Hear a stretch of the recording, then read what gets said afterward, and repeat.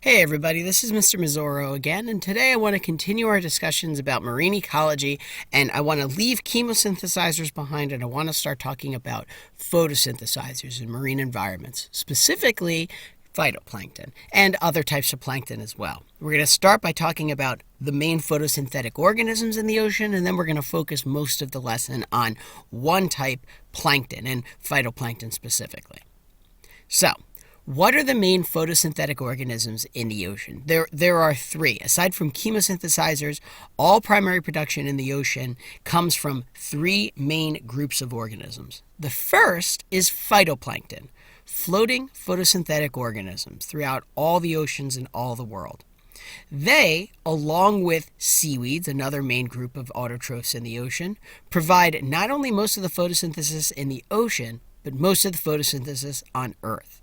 In fact, most of the air you're breathing is a result of phytoplankton and seaweed, marine algae, not land. Confusing to a lot of people, I know, but you have to remember, very, very little of Earth is land, less than half. And of that land, some of it is deserts, some of it is tundra, some of it is parking lots for Walmart, and as a result, there just isn't that much plants on land. Most of your photosynthesis comes from marine plants, and most of your photosynthesis comes from phytoplankton and seaweed, marine algae. There is some marine plants, specifically salt marshes, mangroves, seagrass. However, cordgrass, seagrass, mangroves, these don't provide most of the photosynthesis overall in the ocean. However, seagrass beds actually are some of the more productive environments in the marine ecosystem. But overall, if you take on a grand scale, they don't provide most of the photosynthesis in the ocean. So let's focus on one of those three groups, plankton. What is it? What's phytoplankton? What's the difference? Plankton is any organism in the ocean that floats, full stop. It is so important for everyone to remember that just because someone refers to plankton, it does not mean they were referring to a photosynthetic organisms. In fact, most plankton in the ocean is not phytoplankton. Most plankton in the ocean does not photosynthesize. I know that a lot of times people refer to phytoplankton and they think that that's all there is. However, it is not true. As long as you float in the ocean and you photosynthesize, you are plankton. And that's a lot of organisms in the oceans, millions of them. And as a result, they're so different, so many, that there's not any one good way to classify all of these organisms. So, how is plankton classified? Well, it's usually classified in three ways. The first is size. Plankton is classified according to how big or small it is. This can be photosynthetic plankton, it could be non-photosynthetic plankton. If you look, some of the largest plankton in the ocean is jellyfish, and jellyfish aren't all photosynthetic, in fact most aren't. Next, plankton can be classified according to trophic level, and this is where you get the term phytoplankton. Phytoplankton is the lowest trophic level 1. It's a primary producer, and as a result, you get phytoplankton, plankton that is both photosynthetic and plankton. If you are not phytoplankton, if you do not photosynthesize, if instead you need to eat, you are called not phytoplankton, but zooplankton. And phytoplankton and zooplankton are on different trophic levels, so trophic levels is one of the ways that phytoplankton is classified. Next, we have the amount of time an organism spends as plankton. Some organisms, like these over here, what are known as diatoms, or unicellular organisms that do mature, but their entire life they're so small they can't fight against the Earth's tides. They can't fight against water's high viscosity. And as a result, those organisms are holoplankton. They spend their whole life as plankton. Some organisms, like some fish or crabs or jellyfish or barnacles or larvae, etc., they're not plankton their entire life. They have juvenile phases usually that are plankton, but then they grow up and become larger organisms that can swim, can fight against the tides. These are known as meroplankton, organisms that don't spend their entire life as plankton. Size, length of time spent as plankton, and whether or not something it eats or whether it photosynthesizes, trophic level, are the three ways plankton is classified. Let's start with size. In terms of size, a lot of times you'll hear a term known as net plankton. Net plankton is plankton that's able to be caught in a plankton net. A plankton net is a very fine meshed net. Think of a net that has basically the same mesh as a cotton shirt. That would be basically a plankton net.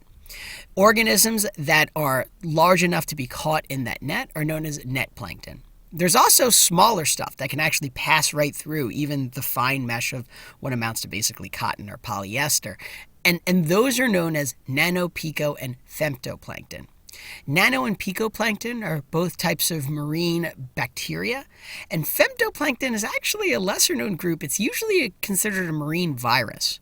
Now, you might be asking, how can marine viruses be photosynthetic? Well, again, they're not. However, viruses do float. They are small enough that they float, and so they are considered plankton. Megaplankton is plankton that's large enough to be seen with the naked eye, and that's why we call it megaplankton. Jellyfish, sometimes, would be considered megaplankton if they float instead of swim. Next is whether or not an organism eats or doesn't eat when it floats. A floating organism that doesn't eat, a floating organism that photosynthesizes, is known as phytoplankton. A floating organism that eats is known as zooplankton. And I really briefly just want to go over main types of phytoplankton and zooplankton.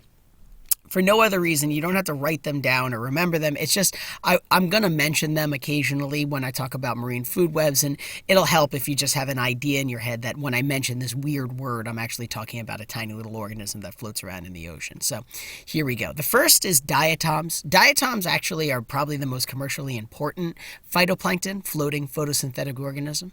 They're a type of net plankton. They would get caught in a plankton net. What's important about them is their skeletons. These pretty shapes are formed by glass skeletons. They have cell walls made out of glass. And if we take a bunch of diatoms and boil them down and isolate them, what we're left with is microscopic shards of glass. That doesn't sound useful until I tell you that we can use it for filtering water in pools or for municipal water filtration. We can also use it for polishing, since it's very small pieces of glass. Things like toothpaste, or things like the grit and sandpaper, or things like brass polish or any type of metal polish is usually made with diatoms, diatomaceous earth. Any type of abrasive cleansing substance is being made more and more with diatoms because those little plastic bubbles don't biodegrade. Next is dinoflagellates. Dinoflagellates is a photosynthetic floating organism, so it's phytoplankton. It also gets caught in a plankton net, so it's net plankton. It's microscopic. Diatoms, when they bloom, can often contribute to what's known as red tide, which is actually a poisonous type of diatom that blooms in low nutrient waters. And as a result, it poisons a lot of fish, and sometimes if we eat the fish, it can even poison us in those waters. And that's why you hear about dinoflagellates or diatom or those types of phytoplankton. Cyanobacteria, another type of net plankton. If it's in a chain like this, if it's free floating, it would be considered nanoplankton. Cyanobacteria is a photosynthetic floating organism, so it would be phytoplankton. It floats around, photosynthesizes. It's actually one of the most primitive phytoplanktons. It's responsible for a lot of the original oxygen ever to be on Earth. Coccolithophores are very, very important because they have shells, they have exoskeletons that aren't made out of silica like dinoflagellates, or diatoms. They have exoskeletons that are made out of calcium. And as a result, when organisms eat these out of the water, they can build calcium exoskeletons, like mussels or clams or like coral. In fact, a lot of the calcium exoskeletons comes from the consumption of coccolithophores. Coccolithophores have those funny names because these tiny calcified plates are actually called coccoliths. They are photosynthetic, so they'd be a phytoplankton. They are free-floating, so they'd be considered plankton. And they would actually be a net plankton as well. Silicoflagellates. Silicoflagellates are a type of phytoplankton, floating photosynthetic organism. Now we're on to zooplankton, organisms that eat and float.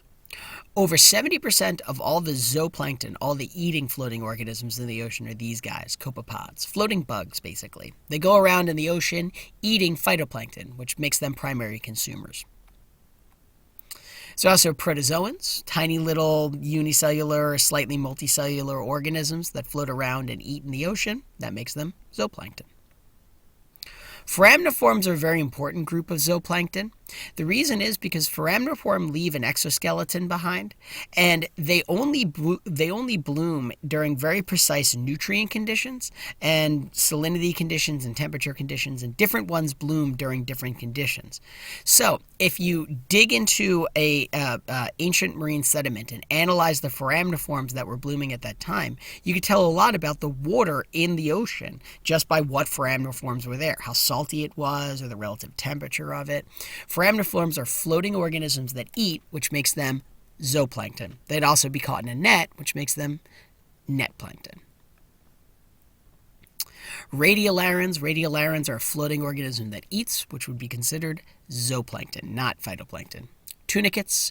Larger tunicates would be the first organisms that are considered megaplankton. They are floating organisms that do not fight against the water's current, and therefore they would be considered zooplankton. Arrowworms, basically underwater mosquitoes, floating organisms that don't photosynthesize, zooplankton.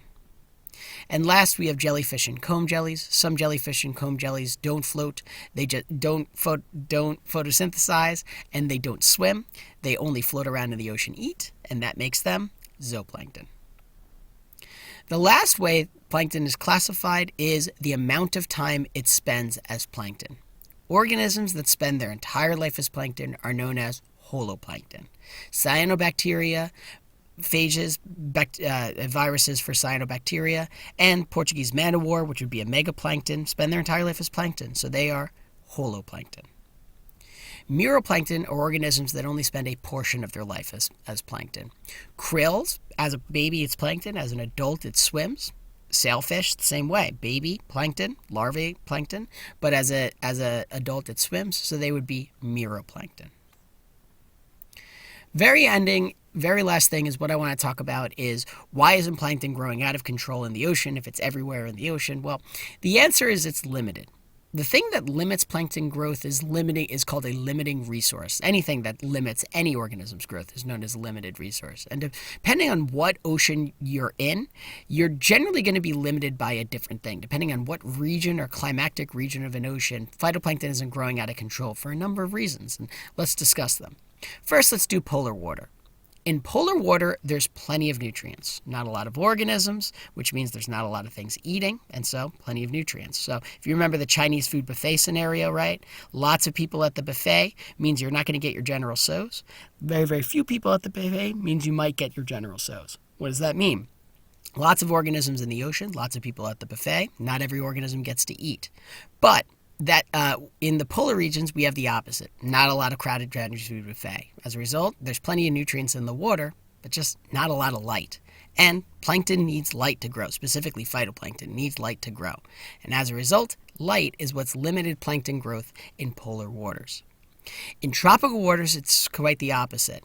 Nutrients is what limits plankton growth in tropical waters. That's the reason why those tropical waters in Bermuda, Bahama are crystal clear and pristine. They're so nutrient limited that they're basically crystal clear. They're not clouded by any type of nutrient in the water. Last, there's temperate. During the winter, it's dark in temperate regions, basically off the coast of Jersey and off the coast of South America. And, therefore, those areas would be limited by light during the winter. However, then summer comes, it gets light, but with summer comes a bunch of organisms flooding into the ecosystem. So during summer, plankton growth is limited by nutrients. So in temperate climates, Jersey Shore,